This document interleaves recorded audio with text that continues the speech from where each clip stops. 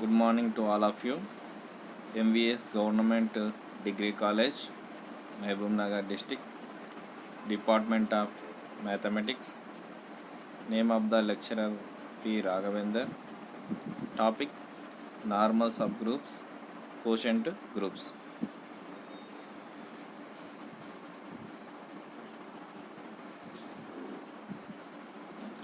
Normal subgroups, quotient groups, and homomorphism.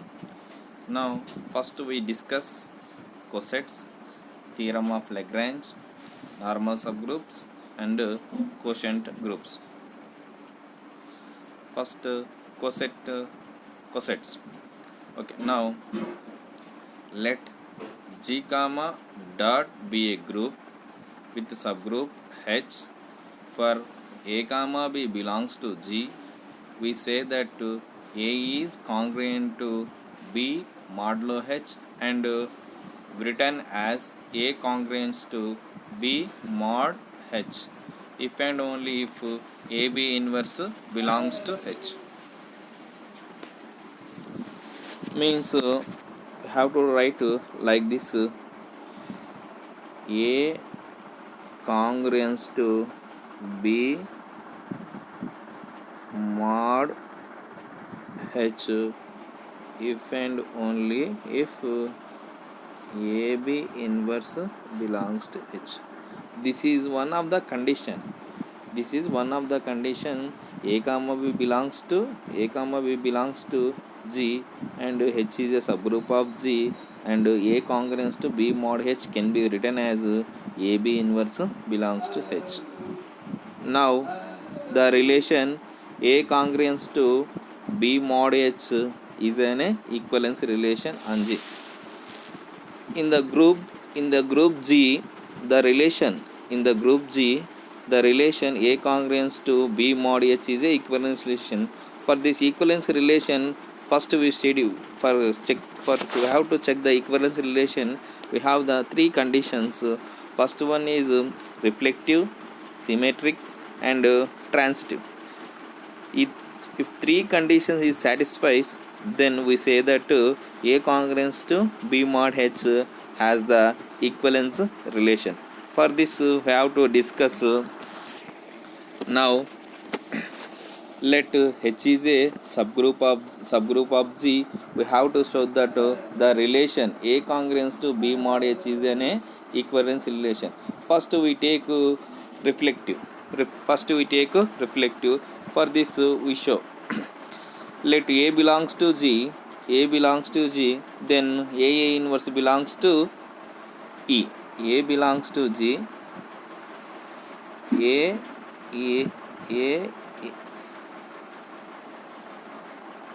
A belongs to G implies A inverse is equal to E.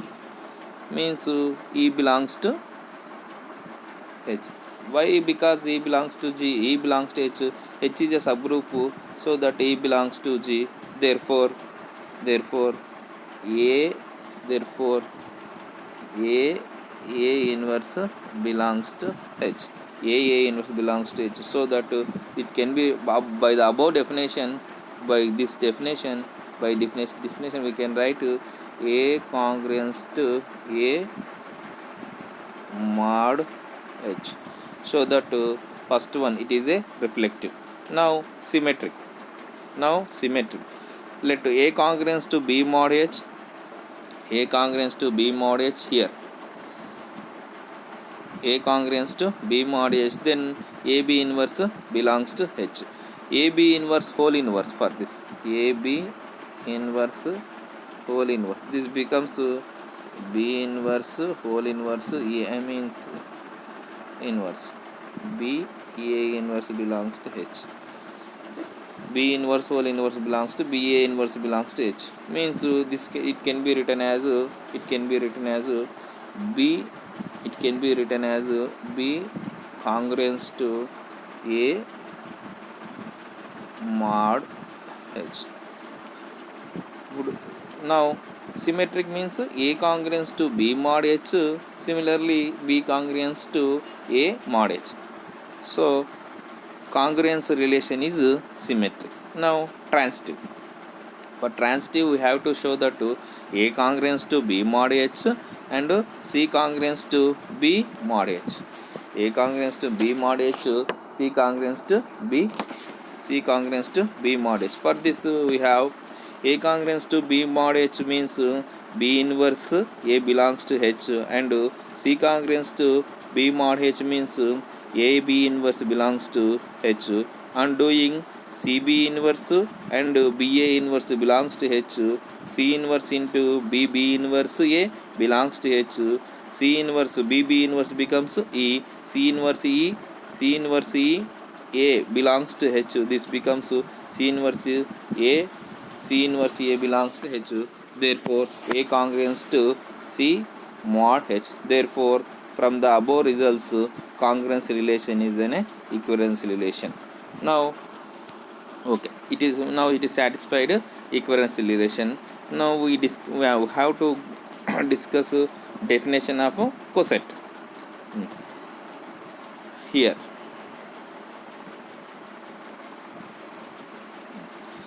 H dot A is equal to HA such that small h belongs to capital H, and it is called a right coset of H in G. The element A is called representative of the coset HA. Here A is on for small a is on right hand side, therefore it is called as a right coset to the set H dot A is equal to HA such that H belongs to H is called a right coset. G is a group and H is a subgroup, and form HA is equal to HA such that H belongs to H. It is called as a right coset of G. Now example. Now first we discuss here. First we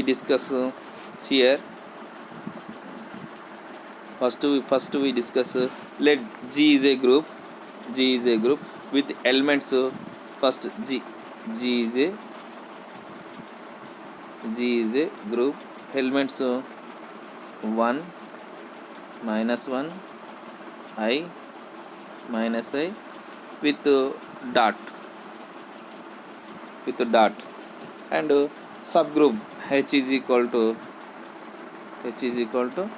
1 comma minus 1 with binary operation dot. For this we have to write the cosets. How many number of cosets will come? Okay, first 1 dot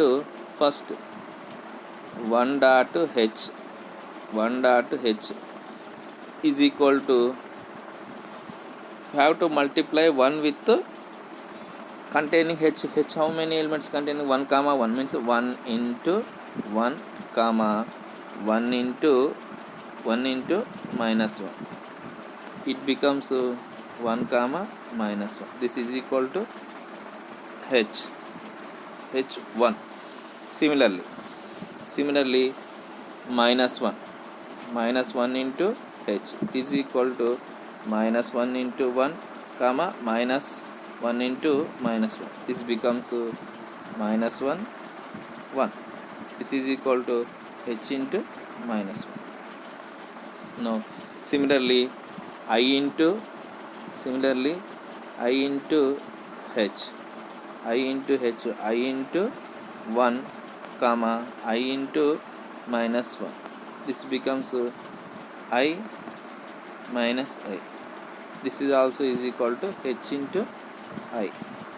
Another one minus I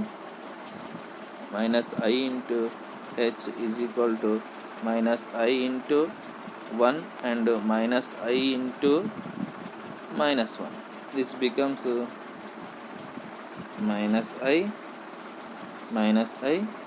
into minus 1 means I. This is equal to H into minus 1. These are the H1, 1 into H, minus 1 into H, I into H, minus I into H are the are the four cosets of group G. Similarly, find the right cosets. H is equal to E G power 4 G power 8 in C12 E1 E G G square dash G power 11. Here H is a subgroup and C12 is a group. For this we have to find the cosets. Okay, H is itself one coset and Hg is equal to G power 5 and G power 9. These two cosets have not exhausted all the elements of C12. Means Hg and H, these two cosets does not have the all elements of C12. So pick up an element, say G square, which is not in H or Hg. A third coset to Hg square is equal to G square G power 6 G power 10, and the fourth Hg cube is equal to G cube G power 7 G power 11. Since C12 is equal to, and we have cosets H union Hg union Hg square union and Hg cube. On writing these are union, we get C12. On doing on cosets, H is one of the coset and Hg as one coset, Hg square is another coset, Hg cube is another coset. For these all cosets doing union, we get C12. Therefore Hg square, Hg cube is the distinct cosets. Now Lagrange theorem. Okay, statement of the theorem. If G is a finite group and H is a subgroup of G, then order of H divides order of G. Order of H divides order of G. Means G must be a finite group. Here conditions in Lagrange theorem, condition: G must be finite group, H is subgroup of G, then order of H divides order of G. What we have to prove? If G is a finite group and H is subgroup of G, and order of H divides order of G. For this proof, first we take two cases. First we take two conditions. Let H is a subgroup of finite group G. We have to show that order of G divides order of H. For case 1, if H is equal to G, then order of H is equal to order of G, means order of H divides order of G. Now case 2 means H not equal to G. H not equal to G means you have to take order of H is equal to something is equal to M, and order of G is equal to N. Now we have H is equal to H is equal to H. H is a itself right coset of H in G. Let take H A1 H B1 H A1 H A2 H A3 dash H are right cosets of H in G. We have every right coset H in G have same number of elements. So order of HA is equal to order of HA2 is equal to dash order of H is equal to M. Let the number of distinct right cosets H in G is, say, K. Here we have written the right cosets H in G form partition of G. G can be written as disjoint union. G is equal to HA A1 union HA2 union dash HAK for the finite set of elements A1 A2 dash AK.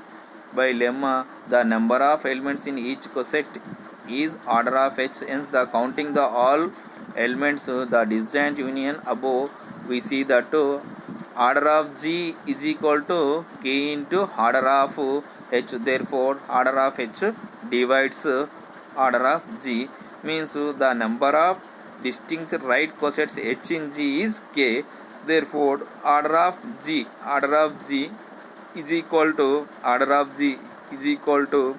k into order of h, therefore the order of h divides order of g. If h is subgroup of g, the number of distinct right cosets of h in g called the index of g, means if the g is a group and h is a subgroup, if the cosets h in g is called the index of hg, అంటే means if in g is a group, h is a subgroup, number of distinct cosets is called the index of h in g. It can be written as order of g is to h. The following direct consequences of the proof Lagrange's theorem. The Lagrange's theorem proof is over. Now if g is a finite group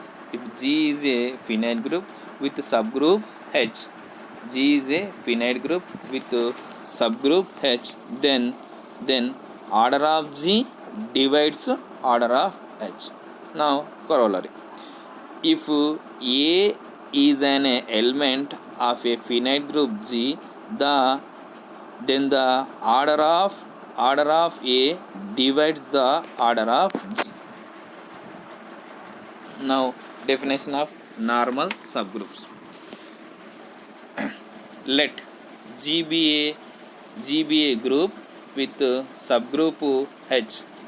The right cosets of h in g are equivalence clauses under the relation a congruence to b mod h defined by ab inverse belongs to h.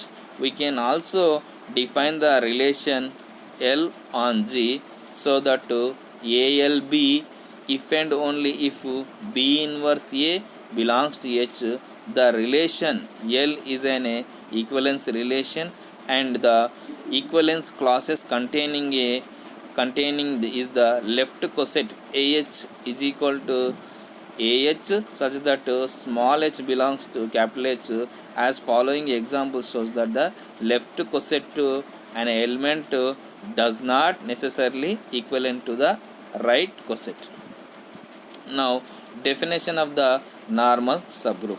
A subgroup H of a group G is called normal subgroup of G if small g inverse Hg, small g inverse Hg means this g inverse Hg belongs to H for all g belongs to G and H belongs to H, then if satisfying this condition g inverse Hg belongs to H, then we called it is a normal subgroup of G. Now preposition.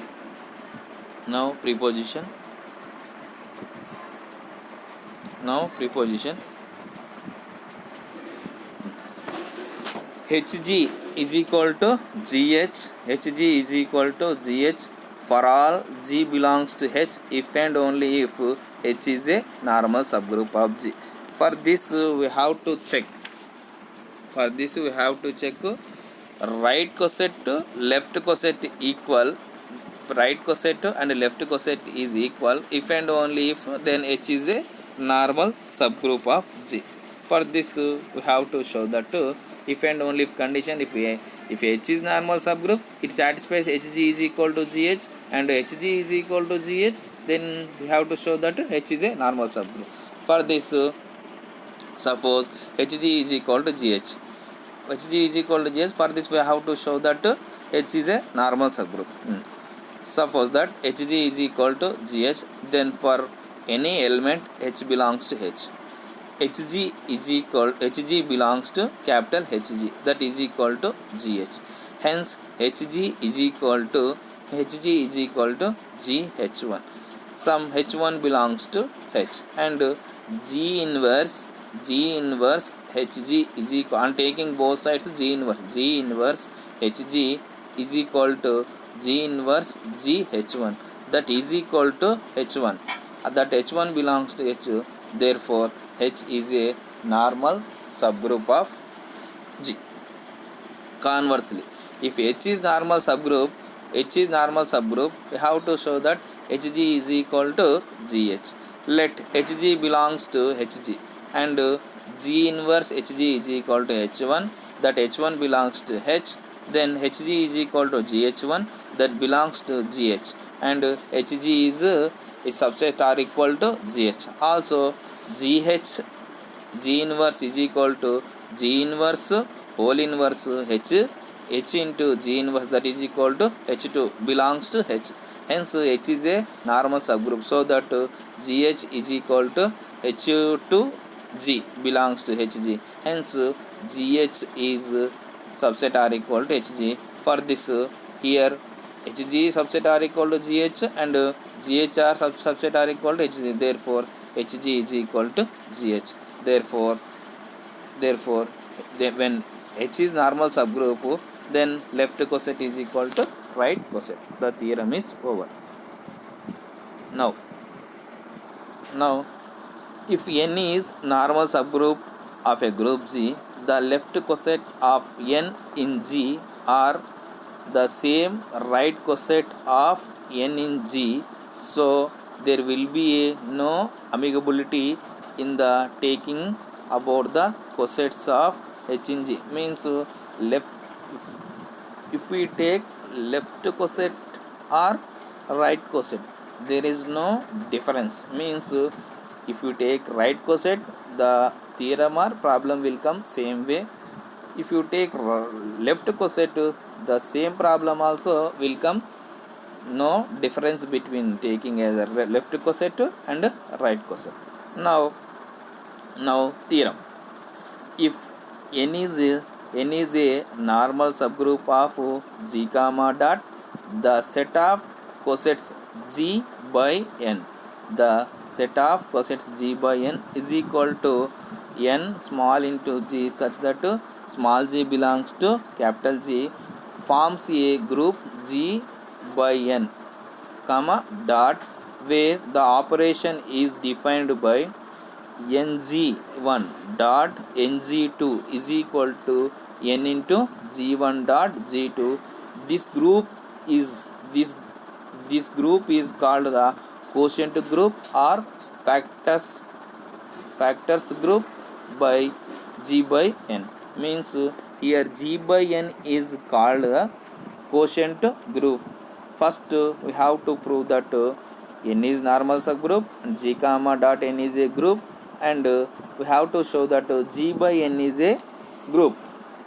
Which group? G by n is a quotient group. For this we have to prove. We have to show that G by n is a quotient group or factors group. Okay. First, the operation of multiplying two cosets. The operation of multiplying two cosets. Here two cosets means this one, ng1 and ng2 is defined in terms of particular elements g1 and g2 of the cosets. For this operation to make sense, we have to verify that if we choose different elements h1 and h2 in the same coset, the product coset n h1 dot h2 is the same as n into g1 dot g2. In other words, we have to show that multiplication of cosets is well defined. Since h1 is in the same cosets as g1, we have h1 is congruent to H1 is congruent to G1 mod n. Similarly, H2 is congruent to G2 mod n. We show that n H1 H2 is equal to n G1 G2. For this we have H1 G1 inverse is equal to N1, that N1 belongs to capital N, and H2 G2 inverse is equal to N2, that N2 belongs to capital N. So H1 H2 H1 H2 G1 G2 inverse, that becomes is equal to H1 H2 G2 inverse G1 inverse N1 G1 N2 G2 G2 inverse G1, that is equal to N1 G1 N2 G1 inverse. Now N is a normal subgroup, so that G1 N2 G1 inverse belongs to N, and N1 G1 N2 G inverse belongs to N. Hence H1 H2 congruent to G1 G2 mod N, and n H1 H2 is equal to n G1 G2. Therefore the operation is well defined. Here what we have shown means the operation, the multiplication of cosets is well defined. We have shown that the operation multiplication of cosets is well defined. Now we have to show that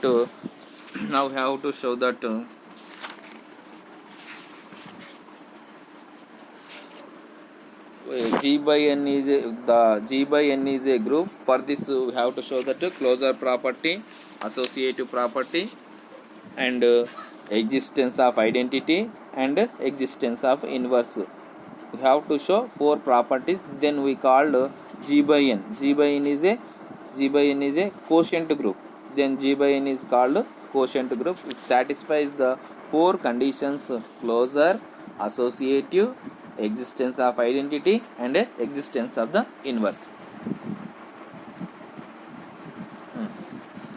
For this the operation is associative because of undoing ng1 dot ng2 of dot ng3. It becomes n into g1 g2 dot n into g3 is equal to n into g1 g2 into g3, and also ng1 dot this ng1 dot ng2 dot ng3 is equal to ng1 dot undoing n into g2 g3, that is equal to, and again operation n g1 into g2 g3, that is equal to n into g1 g2 into g3.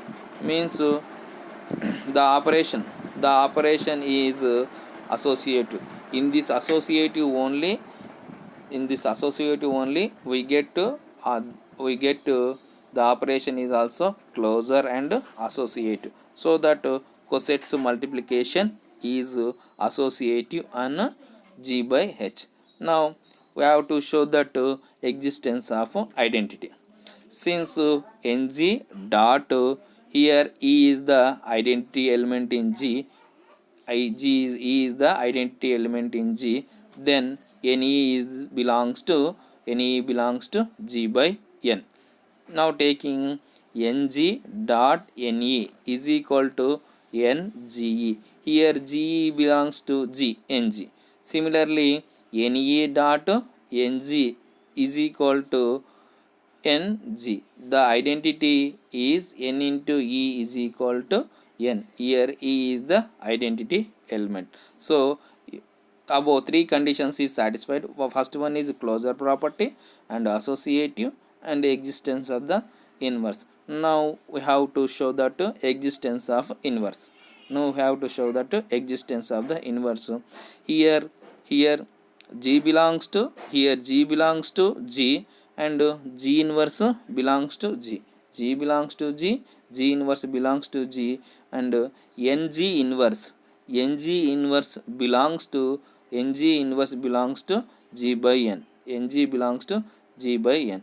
Now we have to show that the inverse Ng is Ng inverse because of Ng dot Ng inverse is equal to N into G dot G inverse. That becomes G dot G inverse is equal to E. That is equal to N into E. That is equal to N. And also Ng inverse dot Ng is equal to N. Hence it satisfies the existence of the inverse. So from the above results, G by N be the group with respect to the cossets multiplication. So that G by N is a coset, G by N is a quotient group. Now here in this theorem we have shown that G by N is a quotient group. Quotient group means G by N is satisfied closure property, associative property, existence of identity and existence of inverse, and satisfying the four properties, then we say that quotient group means G by N is a group. Now quotient, if it is satisfies another condition, commutative property, then it is called as a G by N is a abelian group. For this we have the theorem: quotient group of an abelian group. Quotient group of an abelian group is abelian. Means if G is abelian group, then G by N quotient group also abelian. If G is abelian, then G by N is also abelian. For this we have the proof: G is abelian group and N is subgroup of G, then G by N is quotient group. We have to show that G by N is abelian. Let take Na comma Nb belongs to G by N, where A comma B belongs to G, and Na dot Nb is equal to N into AB, that is equal to N into BA. Here N into AB is equal to N into BA. AB is equal to BA. Here G is a abelian group. Therefore we can write NAB is equal to NBA. That can be written as NB dot NA. Therefore G by N is abelian group. For this we have show here NA dot NB is equal to NAB. Here G is a abelian group, means AB is equal to BA. Therefore here we can write NBA. Now NBA can be NBA can be written as NB dot NA. Therefore NA NB is equal to NB NA. Therefore if G is abelian, then G by N is also abelian group. If you take problem, show that H is show that H is equal to, here show that H is equal to 1 comma minus 1.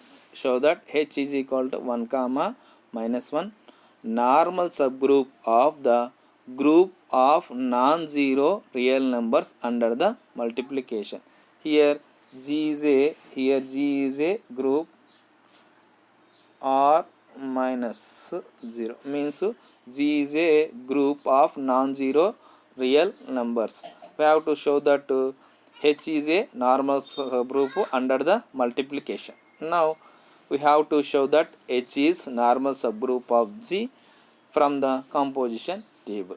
Now H is a subgroup of G. Now we take X belongs to G and 1 belongs to H, implies X1 X inverse is equal to X inverse. that is equal to 1, that 1 belongs to H. H contained 1 comma minus 1, therefore 1 belongs to H, that is equal to XH, x1 x inverse belongs to H. Another x belongs to G, minus 1 belongs to H, x minus 1 x inverse is equal to minus x inverse, that is equal to minus 1 belongs to H. Therefore H is a normal subgroup of G. The composition table like this: multiplication 1 minus 1,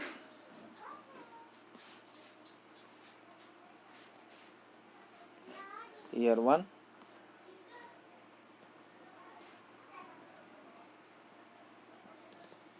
minus 1.